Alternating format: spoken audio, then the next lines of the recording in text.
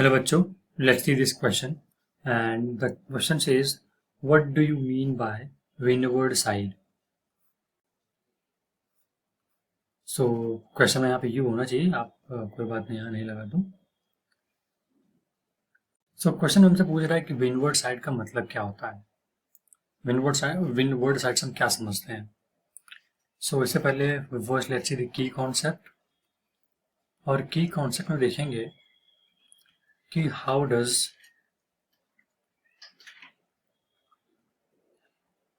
Rainfall अकर. Rainfall होती कैसे है, हम उसको स्टेप बाय स्टेप समझेंगे. पहला स्टेप तो ये होता है इवेपोरेशन. इवेपोरेशन में क्या होता है, वाटर गर्मी की वजह से, हाई टेम्परेचर की वजह से water turns into water vapour. तो पहला स्टेप होता है वाटर वेपर का.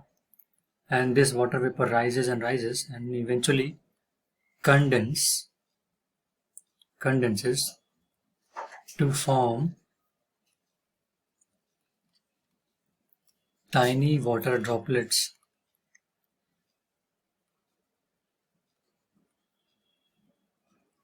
and this forms cloud. Tiny droplets का कलेक्शन ही क्लाउड बन जाता है.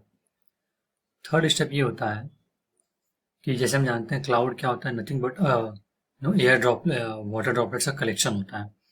So when cloud could not hold any droplets, जब क्लाउड कोई भी ड्रॉपलेट्स को होल्ड नहीं कर सकता क्योंकि कैपेसिटी होती है क्लाउड की, वो एक्सीड कर जाती है, तो क्या होता है उसके बाद जब कैपेसिटी भर जाती है, कैपेसिटी एक्सीड कर जाती है, तो वो बादल मतलब ड्रॉपलेट्स फॉल कर जाती हैं under the pressure of gravity. Under the force of gravity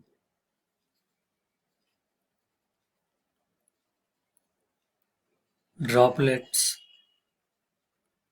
fall as rain. तो ये रेनफॉल ऐसे होती है. हमारे पास 4 स्टेप हैं, फिर से देख लेते हैं. पहला वाटर वेपर कंडेंस होता है और ड्रॉपलेट्स बनाता है, वाटर ड्रॉपलेट्स. उससे क्लाउड बनता है और क्लाउड के ही अंदर वाटर ड्रॉपलेट्स होते हैं. उसकी क्लाउड की कैपेसिटी होती है. जब वो कैपेसिटी एक्सीड हो जाती है, देन वो बादल फट जाता है, बर्स्ट हो जाता है.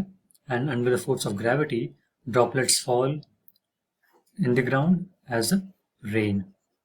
तो बारिश के रूप में ड्रॉपलेट्स गिर जाती हैं जब क्लाउड की कैपेसिटी एक्सीड हो जाती है. हमने देखा कि बारिश कैसे होती है. नाउ लेट्स सी, जो हमारा मेन क्वेश्चन है उसमें हमको क्या बताना है कि विंडवर्ड साइड क्या होती है. विंडवर्ड साइड किसे कहते हैं.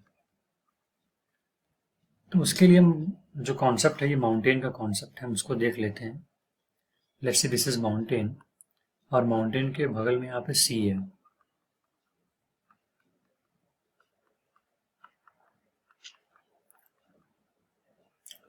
तो विंड्स यहाँ से आई मॉइस्चर लेके आई, वाटर वेपर, विंड थी तो वाटर लेके आ रही है वाटर वेपर फॉर्म में.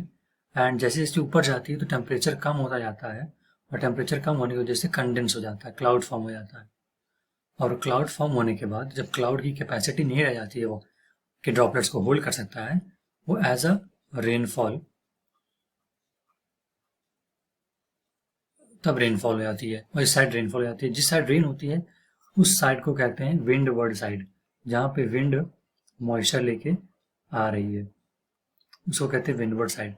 माउंटेन का ये साइड जहाँ पे ये विंड्स आती आती अपना सारा मॉइस्चर खो देती है, जो कि ड्रायर साइड है. क्योंकि ये ड्रायर है, यहाँ पे कोई बारिश नहीं हो रही है, इसको बोलते हैं लीवर्ड साइड.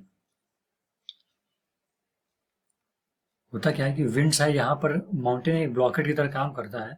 तो जब यहाँ आता है तो विंड्स का मॉइस्चर खत्म हो जाता है, बारिश पहले दे चुके होते हैं वो, तो यहाँ पे बारिश होने के कोई चांस होते नहीं है. इसको कहते हैं लीवर्ड साइड, जहाँ पे बारिश नहीं होती है. और विंडवर्ड साइड जहाँ बारिश होती है. तो डेफिनेशन क्या होगी विंडवर्ड साइड की, let's write it down. Windward side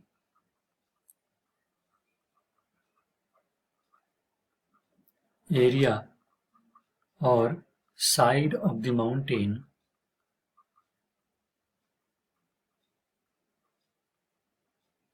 which receives